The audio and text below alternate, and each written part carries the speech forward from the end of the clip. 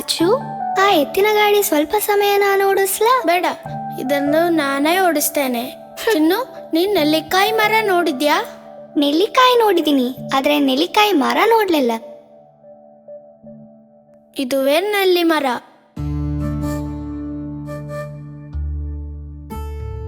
ಈ ಹಳ್ಳಿ ಎಷ್ಟು ರಮಣೀಯವಾಗಿದೆ. ಪಟ್ಟಣದಲ್ಲಿ ಇದು ಯಾವುದೂ ಇಲ್ಲ. ಚಿನ್ನು, ನೋಡಿದ್ಯಾ? ತುಂಬಾ ನೆಲ್ಲಿಕಾಯಿ ಇದೆ. ಚಿನ್ನು, ನಾವು ನೆಲ್ಲಿಕಾಯಿ ಕಿತ್ತು ತಿನ್ನೋಣ. ತಿನ್ನುವ. ಹಸಿ ನೆಲ್ಲಿಕಾಯಿ ನಾನು ತಿಂದದೇ ಇಲ್ಲ. ಮನೆಯಲ್ಲಿ ಉಪ್ಪಿನಕಾಯಿ ಹಾಕಿ ತಿಂದಿದ್ದೇವೆ. ಇಲ್ವಾ? ಹಾಗಾದ್ರೆ ಇವತ್ತು ತಿನ್ನೋಣ. ಹೋ, ಹತ್ತಲಾಗುತ್ತಿಲ್ಲ. ಮಳೆ ಇದ್ದದಕ್ಕೆ ಇವತ್ತು ತುಂಬಾ ಜಾರ್ತಿದೆ. ಹೋ ಶೇ, ನೀನು ಅಲ್ಲಿರುವ ಒಣಮಡಲನ್ನು ತಾ. ಈಗ ತರ್ತೇನೆ. ಅದು ಇಲ್ಲಿ ಕೊಡು. ಒದ್ದೆ ಮರ ಹತ್ತಲು ಒಳ್ಳೆ ಮಾರ್ಗ ಇದು.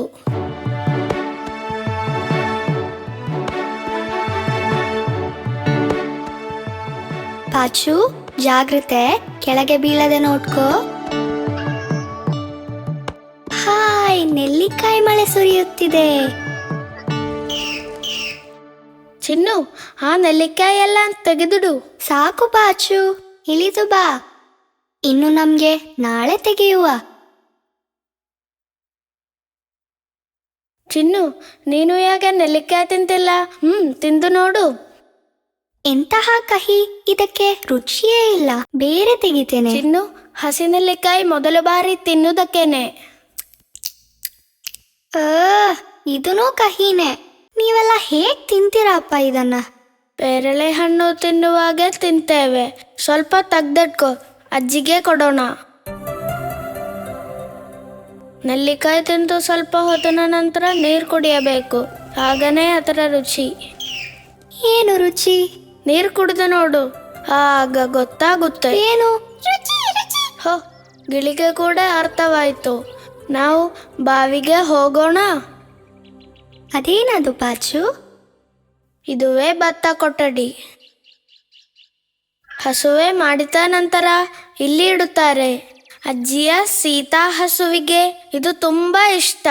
ಇದರಿಂದ ಮನೆ ಚಪ್ರ ಮಾಡ್ತಾರೆ. ಈ ಹುಲ್ಲಿರುವ ಸ್ಥಳದಲ್ಲ ಕೋಳಿಯನ್ನು ಸಾಕೋದು? ಅದು ಕೋಳಿ ಮರಿ ಮಾಡ್ಲಿಕ್ಕಿಟ್ಟಿದ್ದಾರೆ. ಭತ್ತ ಕೊಠಡಿ ಆದ್ರೆ ಅವಳಿಗೆ ಹಿತವಾಗಿರುತ್ತೆ. ನಾವು ಮೊಟ್ಟೆಯನ್ನ ತೆಗಿತೇವೆ ಅಂತ ಅನ್ಕೊಂಡು ಕೋಳಿ ಬೊಬ್ಬೆ ಹಾಕ್ತಿರೋದು ಕಾಣ್ಬೇಕು.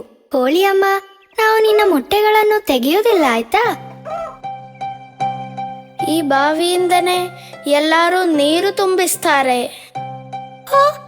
ಇದರಿಂದ ಹೇಗೆ ನೀರು ತೆಗೆಯೋದು? ಅದಕ್ಕೆಲ್ಲ ಮಾರ್ಗ ಇದೆ. ಬಿಸಿ ಮಾಡಿ ಅರಿಸಿದ ನೀರು ಮಾತ್ರವೇ ಕುಡಿಯಬೇಕಂತ ಅಮ್ಮ ಹೇಳಿದ್ದಾರೆ. ಈ ನೀರು ಕುಡಿದರೆ ಏನೂ ಆಗಲ್ಲ. ಕುಡಿದು ನೋಡು. ಹಾಯ್, ಒಳ್ಳೆ ತಿಳಿಯಾದ ನೀರು. ಕುಡಿಯೋ ಅಲ್ಲ? ಹಾಯ್, ತುಂಬಾ ಸಿಹಿಯಾಗಿದೆ. ಇದೇನಿದು ಹೀಗೆ? ಈ ನೀರಲ್ಲಿ ಯಾರಾದ್ರೂ ಸಕ್ಕರೆ ಹಾಕಿದರೇನು? ಸಕ್ಕರೆ ಏನೂ ಅಲ್ಲ. ನೆಲ್ಲಿಕಾಯಿ ತಿಂದು ನೀರು ಕುಡಿದರೆ ಹೀಗೆ ಸಿಹಿಯಾಗಿರುತ್ತೆ.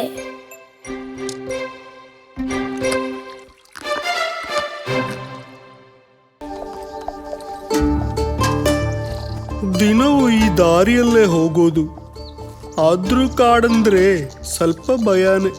ಒಂದು ಕೆಲಸ ಮಾಡೋಣ, ಹಾಡು ಹಾಡಿ ನಡಿವ. ಅಯ್ಯಪ್ಪಣ್ಣಮ್ಮ ಹೋಳಿಗೆ ಮಾಡಿದಳು ಕಾಗೆ, ಅದನ್ನ ಕಡಲಿಗೆ ಹಾಕ್ತು.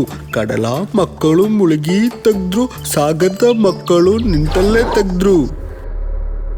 ಏನೂ ಕತ್ತೆ ಮರಿ ನಿಂತು ಬಿಟ್ಟೆ, ನಡೆದು ಸುಸ್ತಾಯ್ತಾ? ಯಾಕೆ ಸದ್ದು ಮಾಡ್ತಿದ್ಯಾ? ಬೇಗ ನಡಿಯೋ, ಸಂಧೆಗೆ ಇನ್ನು ತುಂಬಾ ದೂರ ನಡಿಬೇಕು.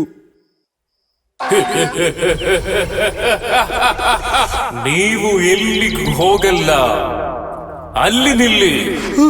ಯಾರದು? ದೇವರೇ, ಕೊಳ್ಳೆಗಾರನಾಗಿರ್ಬಹುದಾ? ಅಯ್ಯೋ, ರಾಕ್ಷಸ ರಾಕ್ಷಸ! ನಿಲ್ಲಿಸು, ನಾನು ರಾಕ್ಷಸ ಅಲ್ಲ. ರಾಕ್ಷಸನಲ್ವಾ? ಮತ್ತೆ ಯಾರು? ನಾನೇ ಭೂತ. ನನ್ನ ಮುಂದೆ ನಿಂತ ನೀವು ನನ್ನ ಆಳು. ಇನ್ನು ನಿಂಗೆ ರಕ್ಷೆ ಇಲ್ಲ. ಅಯ್ಯೋ ಭೂತವಾ, ದಯವಿಟ್ಟು ನನ್ನ ಉಪದ್ರವ ಮಾಡಬೇಡಿ. ಸಂತೆಗೆ ಹೋಗಿ ಹೋಳಿಗೆ ಮಾರುವ ಪಾಪದ ವ್ಯಾಪಾರಿ ನಾನು. ನಂಗೆ ಹಸಿವಾದ್ರೆ ಬಡವ ಶ್ರೀಮಂತ ಅಂತ ನೋಡಲ್ಲ. ಮುಂದೆ ಯಾರು ಬಂದು ನಿಂತರೂ ಅವರನ್ನು ತಿಂದು ಹಸಿವು ತೀರಿಸ್ತೇನೆ. ನನ್ನನ್ನು ತಿನ್ಬೇಡಿ, ನನ್ನ ಹೆಂಡತಿ ಮಕ್ಕಳು ಅನಾಥರಾಗ್ತಾರೆ. ಬೇಕಾದ್ರೆ ನಿಮ್ಮ ಹಸಿವ ಹೋಗಿಸಲು ನಾನು ಹೋಳಿಗೆ ಕೊಡುವೆ. ನಾನು ಮಾಡುವ ಹೋಳಿಗೆ ತುಂಬ ರುಚಿ ಅಂತ ಎಲ್ಲರೂ ಹೇಳ್ತಾರೆ. ಬೇಕಾದ್ರೆ ಒಂದು ತಿಂದು ನೋಡಿ.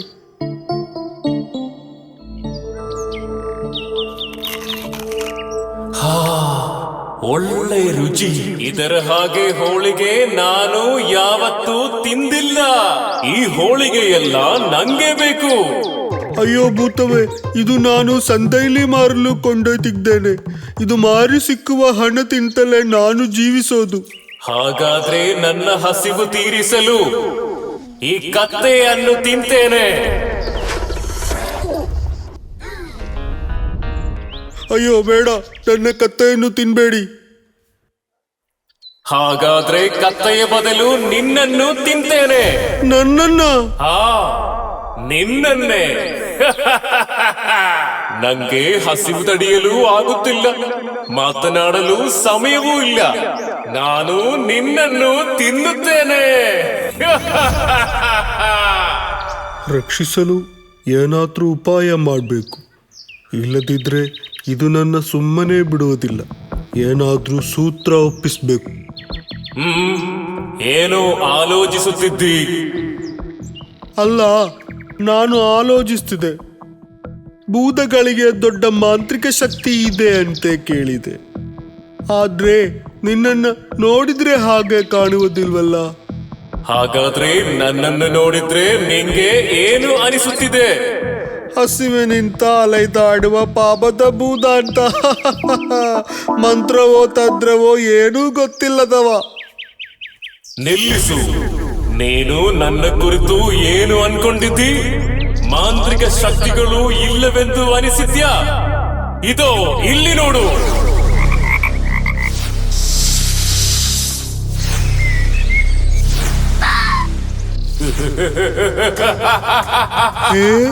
ನೀನು ಬೆಳೆದಿದ್ಯಾ? ಹೌದು, ನಾನು ಬೆಳೆಯುತ್ತಿದ್ದೇನೆ. ಇನ್ನು ಬೇಕಾದ್ರೂ ಬೆಳೆಯುತ್ತೇನೆ. ಇನ್ನೂ ಬೆಳೆಯಬೇಡ. ಈಗಾಗಲೇ ನನಗೆ ಹೆದರಿಕೆ ಆಗ್ತಾ ಉಂಟು. ದೇಹ ಬೆಳೆಯುವಷ್ಟು ಶಕ್ತಿಯು ಅಧಿಕವಾಗುತ್ತದೆ. ಹೌದಾ? ಹಾಗಾದ್ರೆ ನಿನ್ನ ಬೆಳೆದ ಕಡಿಮೆ ಆದ್ರ ನಿನ್ನ ಶಕ್ತಿಯೂ ಕಡಿಮೆ ಆಗ್ತದ? ದೇಹ ದೊಡ್ಡದಾದರೂ ಸಣ್ಣದಾದರೂ ಶಕ್ತಿಯು ಕಡಿಮೆಯಾಗುವುದಿಲ್ಲ. ಹಾಗಾದ್ರೆ ನನ್ನ ದೇಹ ಚಿಕ್ಕದಾಗಿ ಮಾಡುತ್ತೇನೆ. ಇದು ನೋಡು. ಈಗ ನೀನು ಸಣ್ಣ ಭೂತ ಹಾಕಿರುವೆ. ಇನ್ನೂ ಸಣ್ಣದಾಗಲು ಸಾಧ್ಯ. ನಿನ್ನಿಂದ ಈ ಪಾತ್ರಗಿಂತ ಸಣ್ಣದಾಗಬಹುದಾ? ಆಗುತ್ತೆ. ಹಾಗಾದ್ರೆ ಇದರೊಳಗೆ ಕುಳಿತುಕೋ ನೋಡುವ. ನಾನೊಮ್ಮೆ ನೋಡಲಿ ನಿನ್ನ ಮಾಂತ್ರಿಕ ಶಕ್ತಿಯ. ಇದು ನೋಡು.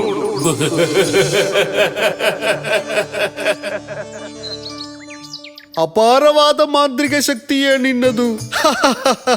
ಹಾಗಾದ್ರೆ ನನ್ನ ಬುದ್ಧಿವಂತಿಕೆಯನ್ನು ನೋಡು.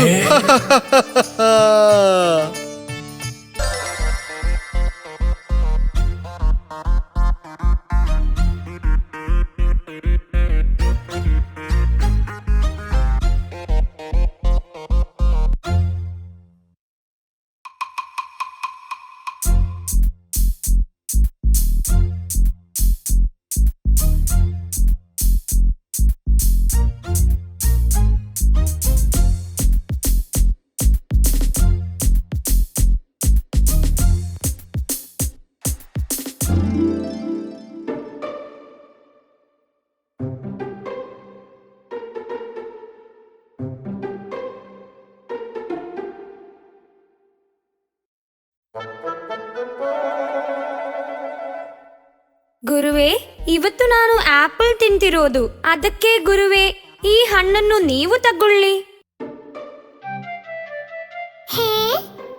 ಹಾ, ಇದೇನು ಹಲಸಿನ ಮರ ಆಪಲ್ ತಿನ್ನುತ್ತೇನಾ? ಮೊಲಕ, ನೀನು ಯಾರಿಗೆ ಆಪಲ್ ಕೊಡ್ತಿರುವೆ? ಅದಂತೂ ಕತೆ. ಏನು ಕತೆ? ನನ್ನ ಗುರು ನಟ್ಟ ಹಲಸಿನ ಮರವಿದು. ನಾನು ಏನು ತಿನ್ನುವುದಾದರೂ ಅದರಲ್ಲೊಂದು ಭಾಗ ಈ ಮರಕ್ಕೆ ಕೊಡುವೆ. ಮೊಲ ಅಣ್ಣ ಈ ಮರದಲ್ಲಿ ವಾಸಿಸ್ತಾನ? ಇಲ್ಲ, ಗುರು ಸತ್ತು ಹೋದ್ರು. ಆದರೂ ನಾನು ಏನನ್ನು ಕೊಟ್ಟರೂ ಗುರು ತಿಂತಾರೆ. ಅದು ಹೇಗೆ? ನನ್ನ ಗುರುವಿನಾತ್ಮ ಈ ಮರದಲ್ಲಿದೆ. ಆದ್ದರಿಂದ ನಾನು ಕೊಡುವ ಹಣ್ಣು ಈ ಮರ ತಿನ್ನುತ್ತೆ. ನನ್ನ ಜೊತೆ ಮಾತನ್ನು ಆಡುತ್ತದೆ. ಹೇ, ಇದ್ಯಾವಣ್ಣ? ಗುರುವೇ, ಈ ಆಪಲ್ ಅನ್ನ ತಗೊಳ್ಳಿ. ನಾನು ಹೋಗ್ತೇನೆ. ಗೆಳೆಯರೇ, ಹೋಗುವೆನು. ಗಣೇಶ, ಇದರಲ್ಲಿ ಏನೋ ಸಮಸ್ಯೆವಿದೆ. ಸರಿಯಾಗಿ ಹಿಡಿದೆ ಗುಬ್ಬಿ ಮರಿ, ಇದ್ರಲ್ಲಿ ಏನೋ ಸಮಸ್ಯೆ ಇದೆ. ಇದನ್ನು ನಾವು ಕಂಡುಹಿಡಿಯಬೇಕು.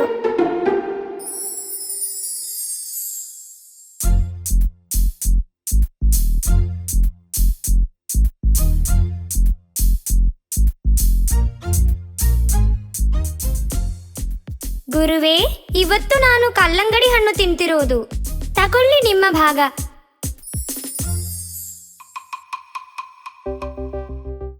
ಮಗುವೆ, ದಿನವೂ ಆಪಲ್ ಕಲ್ಲಂಗಡಿ ಹಣ್ಣು ತಿಂದು ಗುರುವಿಗೆ ಸಾಕಾಯ್ತು.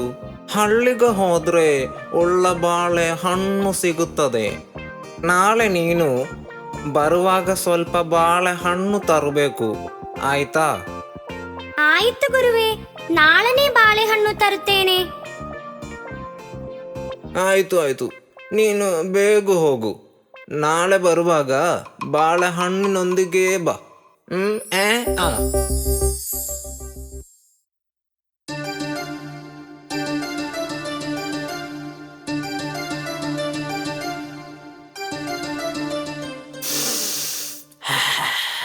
ಆ ಎಂತ ಶ್ವಾಸನೆ ದಡ್ಡ. ಗುರು ಆಗ್ಬೋದಲ್ಲ. ಅಣ್ಣ ತುಂಬಾ ಭಾಗ್ಯವಂತ. ಈ ಕಳ್ಳ ಮಂಗ ಪಾಪ ಮೊಲವನ್ನು ತುಂಬಾ ದಿವಸದಿಂದ ಮೋಸ ಮಾಡ್ತಿದೆ. ನಾಳೆನೇ ಇವನ ಮೋಸವನ್ನು ಬಯಲು ಮಾಡಬೇಕು.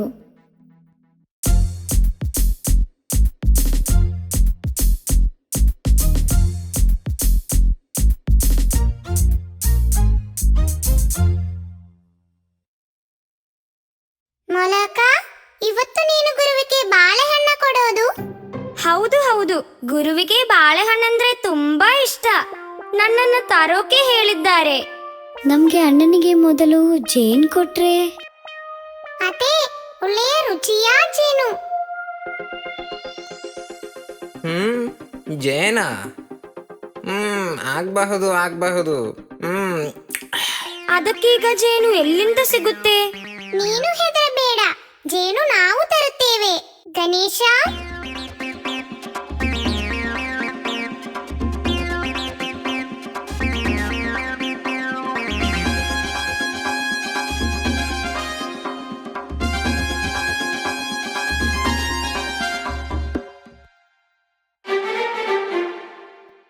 ಒಳ್ಳೆ ಮರಿಜೇನು, ಬೇಗ ಹೋಗಿ ಪೊದರಲ್ಲಿಡು.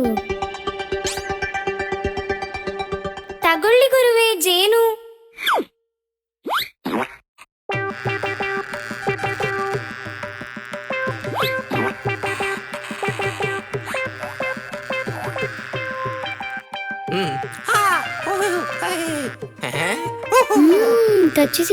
ಕಚ್ಚುತ್ತಿದೆ. ಅಲ್ಲ, ಜಿಗಿತಿದೆ.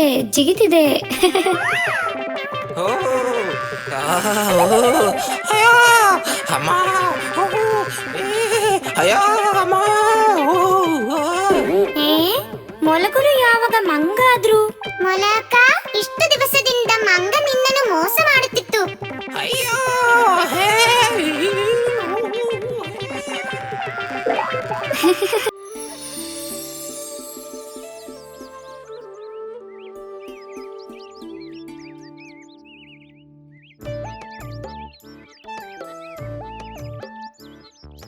ಇನ್ನಿರುವ ಜೀವನದಲ್ಲಾದ್ರೂ ದುಡಿದು ಜೀವಿಸ್ಬೇಕು. ಏನು ಮಾಡುವುದು? ಸೌತೆ ಕೃಷಿ ಮಾಡಿದ್ರೇನು, ಮಾರಿದ್ರೆ ಒಳ್ಳೆ ಹಣ ಸಿಕ್ಕುತ್ತೆ. ಆದ್ರೆ ಸೌತೆ ಬೀಜ ಎಲ್ಲಿಂದ ತರುವುದು? ಕೃಷಿಗಾರನ ಮನೆಯಲ್ಲಿ ಸಿಗುತ್ತೆ.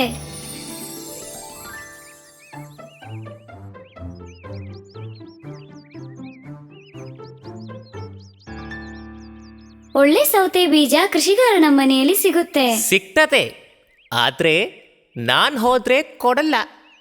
ಹೇಗಾದ್ರೂ ನೀನು ನಂಗೆ ಸ್ವಲ್ಪ ಬೀಜ ತಂದು ಕೊಡಬೇಕು. ಬೀಜಗಳು ತರ್ತೇನೆ, ಆದ್ರೆ ಕೃಷಿ ಮಾಡೋಕೆ ನನ್ನನ್ನು ಸೇರ್ಸ್ಕೋಬೇಕು. ಸರಿ, ಒಪ್ಪಿಗೆ.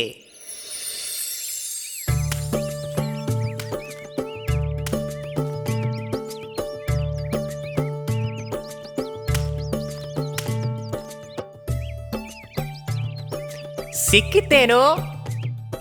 ಸಿಕ್ಕಿತಣ್ಣ, ಸಿಕ್ಕಿತು. ಹಾಗಾದ್ರೆ ಬೇಗ ತೆಕ್ಕೊಂಡು ಬಾ.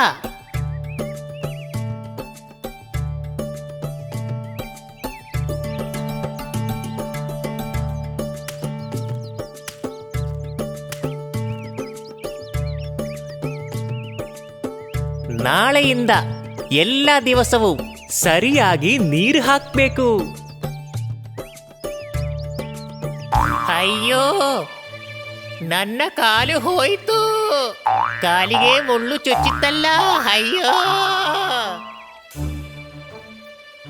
ಏನಾಯ್ತಣ್ಣ? ಅಯ್ಯೋ, ನನ್ನ ಕಾಲಿಗೆ ಮುಳ್ಳು ಚುಚ್ಚಿತ್ತಲ್ಲ. ಅಯ್ಯೋ, ಸಹಿಸಲಾಗುತ್ತಿಲ್ಲ. ಅಯ್ಯೋ. ಹಾ, ಬೇಸರ ಮಾಡ್ಬೇಡ ಅಣ್ಣ, ನಾನ್ ತೆಗಿತೇನೆ ಮುಳ್ಳನ್ನು. ಹಾ, ಅಯ್ಯೋ ಅಣ್ಣ, ಕಾಲುದ್ದ ಮಾಡಣ್ಣ. ಅಯ್ಯೋ, ಸ್ವಲ್ಪ ಮೆಲ್ಲ ತೆಗಿಯೋ. ಅಯ್ಯೋ. ಹ, ಇದು ಆಯ್ತು.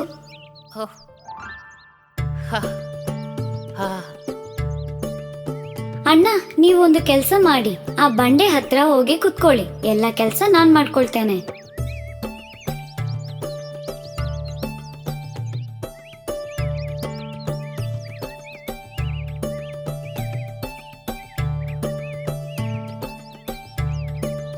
ಹೀಗೆ ಕೆಲಸವೇ ಮಾಡದೆ ಕೆಲಸ ಮಾಡುವುದನ್ನು ನೋಡಲು ಎಂಥ ಸುಖ. ಅಣ್ಣ, ನೋವು ಕಡಿಮೆ ಇದೆಯಾ? ಕಮ್ಮಿ ಆಗಲೇ ಇಲ್ಲ.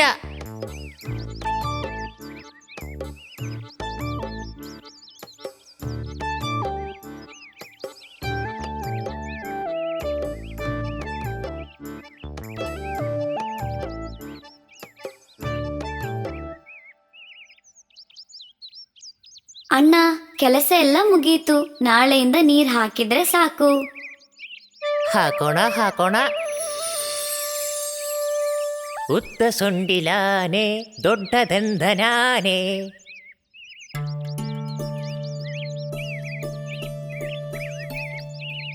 ಏ, ಅವನೆಲ್ಲವೇ ಬರುವುದು?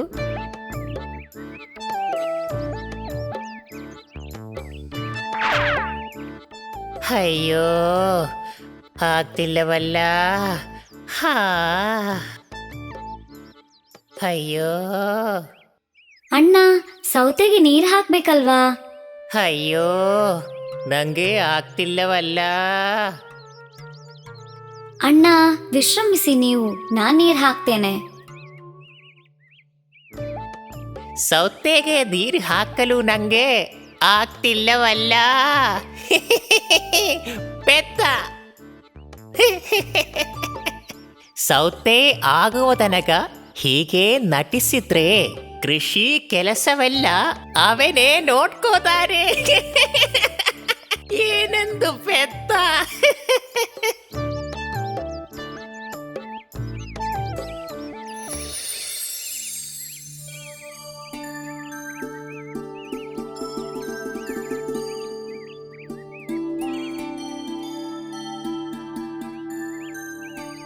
ಹೇ ಅಳಿಲೇ,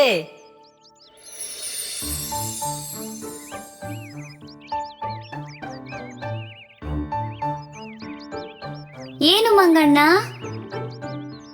ಅಳಿಲೆ, ನರಿಯಣ್ಣ ನಿನ್ನನ್ನು ಮೋಸ ಮಾಡುತ್ತಿದ್ದಾನೆ. ಅವನ ಕಾಲಿಗೇನು ನೋವೇ ಇಲ್ಲ. ಸತ್ಯ ಹೇಳ್ತಿದ್ಯಾ ನೀನು? ಹೌದು, ಸತ್ಯವೇ. ನಿನ್ನಿಂದ ಎಲ್ಲಾ ಕೆಲಸವನ್ನು ಮಾಡಿಸುವ ಸೂತ್ರ ಅವನದು. ಇಷ್ಟು ದಿನ ನನ್ನನ್ನು ಮೋಸ ಮಾಡ್ತಿದ್ನ. ಅಯ್ಯಯ್ಯೋ, ಅವನಿಗೆ ತಕ್ಕ ಪಾಠ ಕಲಿಸ್ತೇನೆ.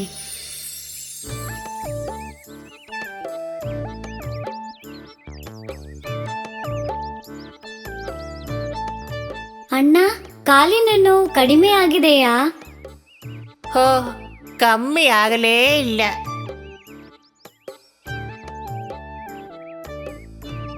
ಅಳಿಲೆ, ಸೌತೆ ಕೊಯ್ಯಲಾಯ್ತಾ? ಹೇ, ಇಲ್ಲ ಇಲ್ಲ ಅಣ್ಣ, ಸಮಾಧಾನದಿಂದ ಇರಿ. ಸೌತೆಯನ್ನು ನಾನು ನೋಡ್ಕೋತೇನೆ.